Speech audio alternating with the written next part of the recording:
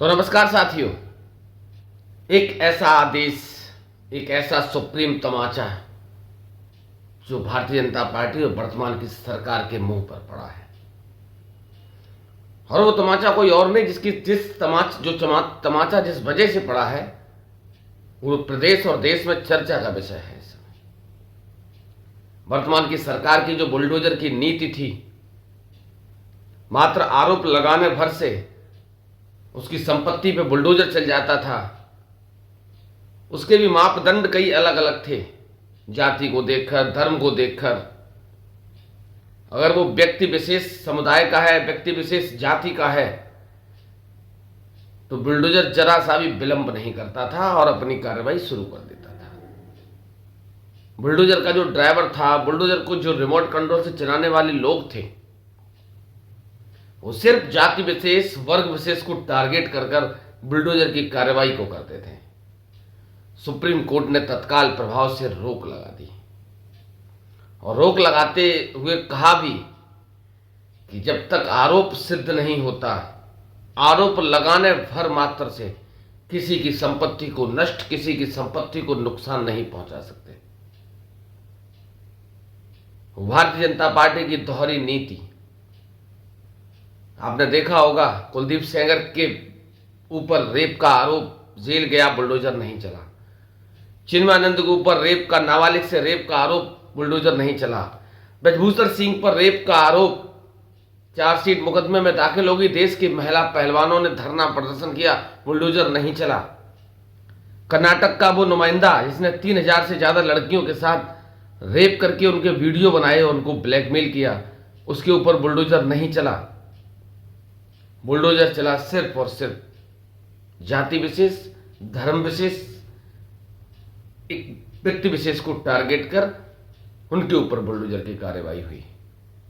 Supreme court ने साफ शब्दों में कहा कि आरोप सिद्ध भी हो जाता है, उसके बावजूद भी आप किसी की संपत्ति को नुकसान नहीं पहुंचा सकते। उसके लिए बाकायदा कोर्ट से परमिशन आपको लेनी पड़ेगी, कोर्ट को अवगत कराना पड़ेगा, उसके बाद किसी तरीके की कार्रवाई होगी। अभी तक का आलम यह था कि आरोप लगने मात्र से बुलडोजर सुबह ही उस व्यक्ति के घर पहुंच जाता था। प्रदेश में बहुत सी बुलडोजर की कार्रवाइयां हुई, देश में बहुत से बुलडोजर की कार्रवाइयां हुई, लेकिन किस तरीके से हुई, किस सोच के साथ हुई, किस विचार के साथ हुई, ये आज किसी से छुपा नहीं है। बहुत सारी ऐसी घटनाएं अगर गिनाऊंगा तो फहरिस्त लंबी हो जाएगी। जब हमारे देश में कानून है, हमारे देश में संविधान है, हमारे देश में फांसी जैसी सजाएं पहले भी हुई हैं, उम्र कैद जैसी सजाएं पहले भी हुई हैं। मैं बिल्कुल भी खिलाफ नहीं हूं, आप बुलडोजर चलाइए। सुप्रीम कोर्ट ने भी कहा कि मैं भी खिलाफ नहीं हूं, चलाइए, कार्रवाई करिए, लेकिन आरोप सिद्ध हो जाए तब। कुछ ऐसे मामले हैं जिनमें कई वर्षों तक मामले लंबित पड़े रहते हैं और बुलडोजर की कार्रवाई दूसरे दिन हो जाती है। ये ठीक नहीं है। सुप्रीम कोर्ट ने इस पर पाबंदी लगा दी है।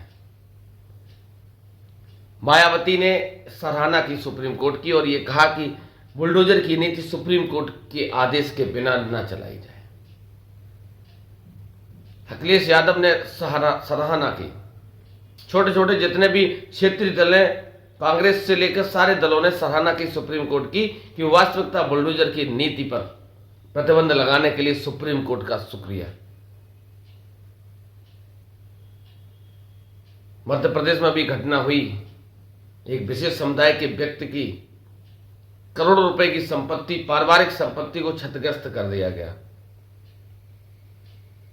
ये हमारे देश का कानून नहीं कहता, ये हमारे देश का संविधान नहीं कहता।